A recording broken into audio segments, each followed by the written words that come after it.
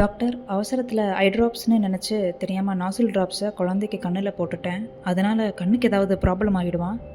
நிறைய பேர் இந்த மாதிரி தான் நேசல் டிராப்ஸை திடீர்னு கண்ணில் போட்டுறாங்க குழந்தைகளுக்கு. ஸோ அப்படி கண்ணில் போட்டால் என்ன மாதிரி இஷ்யூஸ் வரும் அப்படின்னா, யூஸ்வலி இந்த நேசல் டிராப்ஸில் வந்து சில டிராப்ஸில் வெறும் சலைன் மட்டும் இருக்கும், சில நேசல் டிராப்ஸில் வந்து சைலோமெட்டசோலின்னு ஒரு கெமிக்கல் இருக்கும். சப்போஸ் வெறும் சலைன் இருக்கிற நேசல் டிராப்ஸ் மட்டும் போட்டோம்னா அது கண்ணுக்கு ஒன்றும் பண்ணாது. வேறஸ் வந்து சைலோமெட்டசாலின் அந்த கெமிக்கல் இருக்கிற நேசல் டிராப்ஸ் கண்ணில் பட்டுச்சுன்னா பேபிஸ்க்கு வந்து கண்ணு வந்து ரெட்னஸ் ஆகலாம், இல்லை கண்ணு வந்து ஒரு பர்னிங் சென்சேஷன் வரலாம், இல்லைன்னா ட்ரை ஐஸ் வரலாம், இல்லைன்னா குழந்தைங்க கண்ணை வந்து தேய்ச்சிட்டே இருக்கலாம். ஸோ அதனால நீங்கள் எப்படியே தெரியாதனமாக வந்து இந்த மாதிரி வந்து நேசல் டிராப்ஸை வந்து கண்ணுக்குள்ளார போட்டுட்டீங்க. ஸோ அதனால நீங்கள் ஒன்றும் பேனிக் ஆக வேணாம்.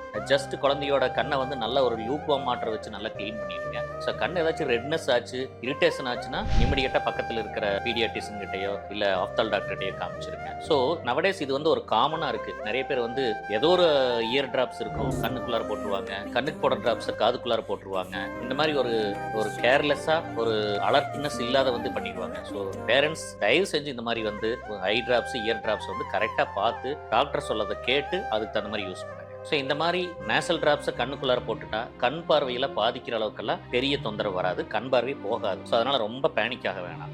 Thank you.